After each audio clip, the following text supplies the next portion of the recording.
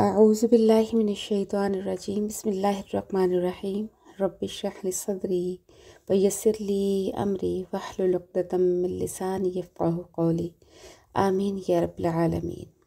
आज की पहली आयत में मुशरिकीन के खुद साख्ता खुदाओं को बुरा भला कहने की ममानत की गई है, क्योंकि अगर कोई लात मनात उज़्ज़ा का ज़िक्र करे, बुरे अल्फाज में उनको बुरा भला कहे, तो यकीनी तौर पर उनके पुजारी भी अल्लाह ताला को बुरा कहेंगे।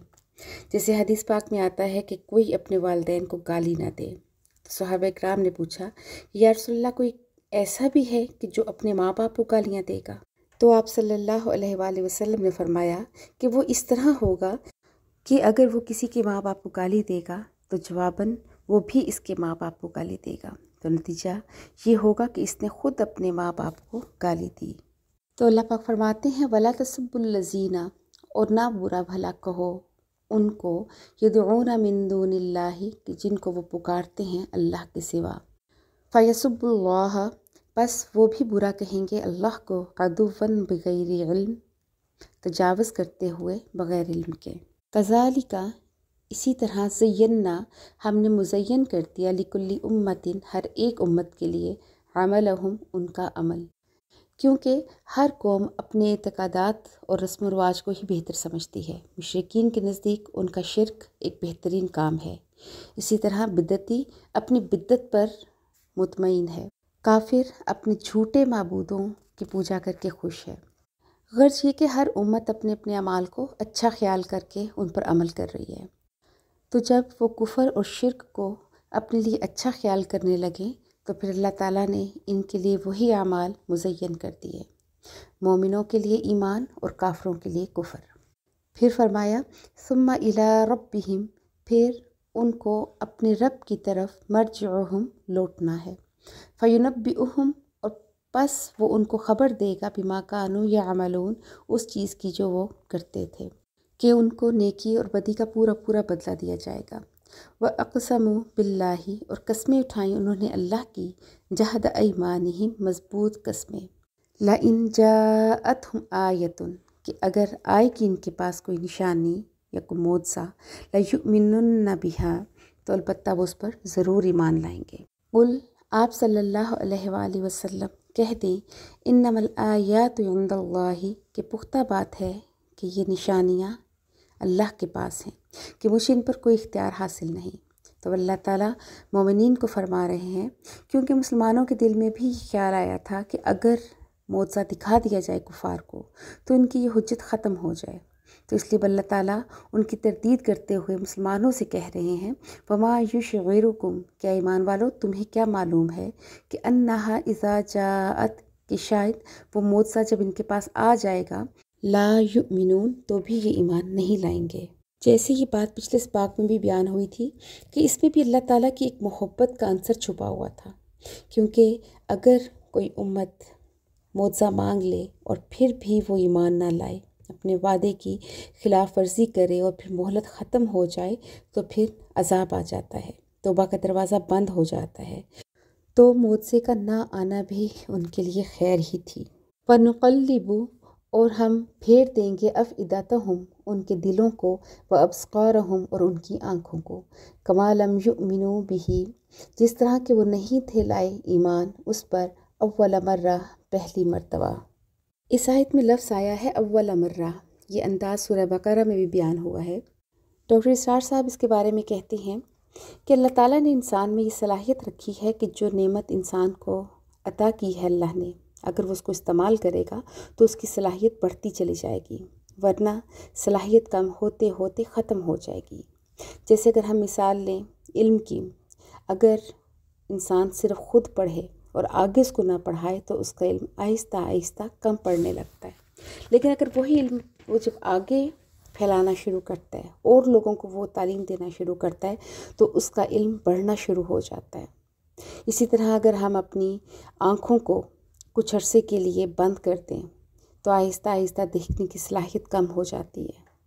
इसी तरह से ज़ाहिरी सलाहियत के अलावा है बातिनी सलाहियत, कि इंसान पर जब हक़ मुनकशिफ हो जाता है, कि उस पर हक़ ज़ाहिर हो जाता है और उसका दिल गवाही दे देता है कि ये बात سچ ہے، حق ہے، مگر وہ ماننے سے اگر انکار کرتے، نہیں مانتا اپنی ضد، ہٹ دھرمی، تعصب یا تکبر کی وجہ سے، تو اب اس کے اندر اگر دوبارہ وہی حق کی چنگاری روشن ہوئی تو جو پہلی مرتبہ جیسے وہ حق اس کو عیاں ہوا تھا، دوسری مرتبہ اس کے اثرات کچھ کم ہوں گے۔ اگر وہ پھر بھی قبول نہیں کرتا تو اس سے اگلی مرتبہ اور کم ہوں گے اس کے اثرات، اور ہوتے ہوتے وہ شخص حق کو پہچاننے کی صلاحیت سے بالکل محروم ہو جائے گا، جسے اللہ نے پہلے بارے میں کہا تھا کہ ختم اللہ علی قلوبہم وعلی سمعہم وعلی ابصارہم، کہ پھر اللہ تعالیٰ ان کے دلوں پر، ان کے کانوں پر اور ان کی آنکھوں پر مہر لگا دیتا ہے، یعنی وہ اس انتہا کو پہنچ چکے ہوتے ہیں کہ واپسی کا کوئی راستہ نہیں رہتا۔ تو یہاں پر یہی بات بیان ہوئی کہ اگر پہلی مرتبہ جب ان کو توحید کی دعوت دی گئی، ہدایت کی رستے کی دعوت دی گئی، اگر یہ اس وقت بات مان لیتے تو ہدایت پا جاتے، کیونکہ ان پر حق واضح ہو چکا تھا۔ اب چونکہ انہوں نے نہیں مانا پہلی مرتبہ، تو پھر اللہ تعالیٰ نے ان کے دلوں کو الٹ دیا۔ اب یہ 100 معجزے بھی دیکھیں تو ایمان نہیں لائیں گے، کیونکہ ان کے دل کی آنکھ اندھی ہو چکی ہے۔ اسی لیے اللہ تعالیٰ فرماتے ہیں کہ وَنَذَرُهُمْ، اور ہم نے ان کو چھوڑ دیا فی طغیانہم، ان کی سرکشی میں، یعمہون، اور وہ بھٹک رہے ہیں۔ اب اللہ تعالیٰ فرماتے ہیں کہ یہ لوگ اتنے ضدی اور ہٹ دھرم ہو چکے ہیں کہ اگر ہم ان کی طرف فرشتے نازل کرتے ہیں، وہ ان سے بات چیت کریں تو بھی یہ ایمان نہیں لائیں گے۔ فرمایا وَلَوْ أَنَّنَا، اور اگر بے شک ہم نزلنا الیہم الملائکۃ، نازل کریں ان کی طرف فرشتے، وکلمہم الموتیٰ، اور گفتگو کریں ان کے ساتھ مردے، وحشرنا علیہم، اور جمع کرتے ان کے سامنے کل شیء، ہر چیز، قبولاً، سامنے، ما کانوا لیؤمنوا، نہیں ہیں یہ کہ ایمان لائیں، الا ان یشاء اللہ، مگر یہ کہ اگر اللہ چاہے، ولیکن، اور لیکن، اکثرہم یجہلون، ان کے اکثر جاہل ہیں۔ یہاں جاہل سے مراد ہے جذباتی لوگ، کہ جو عقل سے کام نہیں لیتے بلکہ اپنے جذبات سے کام لیتے ہیں۔ تو مطلب یہ ہوا کہ اگر ان کے سامنے دنیا کی ہر چیز بھی جمع کر دی جائے تو بھی یہ اپنی ہٹ دھرمی کی وجہ سے ایمان نہیں لائیں گے۔ جیسے کہ ایک مرتبہ نبی پاک صلی اللہ علیہ وآلہ وسلم مکہ میں تشریف فرما تھے، آپ کی مجلس میں مومن بھی تھے اور کافر بھی۔ تو ابو جہل آیا اور سب کے سامنے آپ سے کہنے لگا کہ اے محمد، مجھے بتائیں کہ میری مٹھی میں کیا ہے۔ تو آپ صلی اللہ علیہ وآلہ وسلم نے فرمایا کہ اگر مٹھی میں موجود چیز خود بول کر بتا دے تو پھر کیا کرو گے تم؟ کہنے لگا اچھا تو ان کو کہو کہ یہ بولیں۔ روایات میں آتا ہے کہ اس نے مٹھی میں جو کنکر پکڑے ہوئے تھے انہوں نے بلند آواز کہا سبحان اللہ سبحان اللہ، اور بعض روایات میں آتا ہے لا الہ الا اللہ محمد الرسول اللہ۔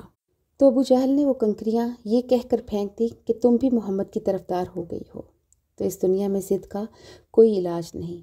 اور جبکہ اس کے ہی برعکس ترمذی شریف میں ایک روایت آتی ہے کہ نبی پاک صلی اللہ علیہ وآلہ وسلم ایک باغ میں تشریف فرما تھے۔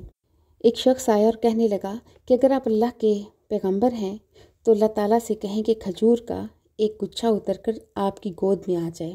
تو آپ نے فرمایا کہ اللہ تعالیٰ اس چیز پر قادر ہے، وہ کر سکتا ہے۔ اور پھر سب نے دیکھا کہ ایک گچھا اتر کر آ گیا۔ تو اس شخص نے کہا کہ بس میری تسلی ہو گئی، آمنت وصدقت، کہ میں ایمان لایا اور میں نے تصدیق کی۔ تو جس شخص کے اندر ضد اور ہٹ دھرمی ہو وہ لاکھ موت سے بھی دیکھ لے تو وہ ایمان نہیں لاتا، وہ حق کو تسلیم نہیں کرتا۔ جب بھی کوئی شخص حق کو ماننے سے انکار کرتا ہے تو اس کی ایک وجہ یہ ہوتی ہے کہ وہ صحیح رخ سے دیکھنے کے بجائے الٹے رخ سے دیکھتا ہے بات کو۔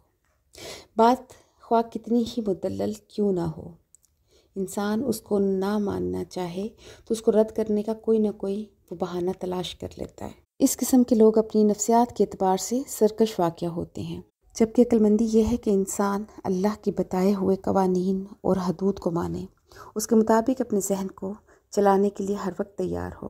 اور جو بھی شخص اللہ کی بتائی ہوئی حدود کی پاسداری نہیں کرتا، اللہ کے بتائے ہوئے قوانین کو تسلیم نہیں کرتا، تو اس کے لیے اس دنیا میں صرف بھٹکنا ہے۔ انسان اس دنیا میں اللہ کے بنائے ہوئے قوانین، بنائی ہوئی حدود کی پیروی کر کے ہی منزل تک پہنچ سکتا ہے، اور یہی اصل کامیابی ہے۔ اللہ پاک سے دعا ہے کہ اللہ پاک ہمیں ان طریقوں کو، ان حدود کو سمجھنے کی توفیق دے اور اللہ کے بنائے ہوئے قوانین پر ہم عمل پیرا ہوں۔ وآخر دعوانا أن الحمد لله رب العالمين.